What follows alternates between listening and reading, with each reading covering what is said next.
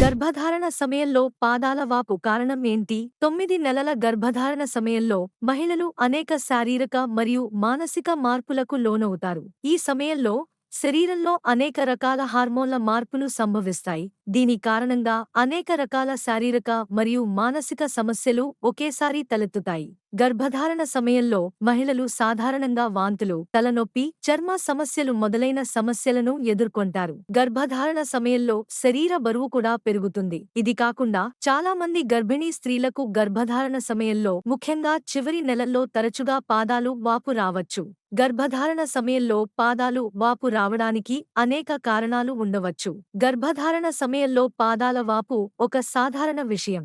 దీనికి ప్రధాన కారణం ఈ కాలంలో స్త్రీ శరీరంలో అదనపు ద్రవం మరియు రక్తం పేరుకుపోవడం.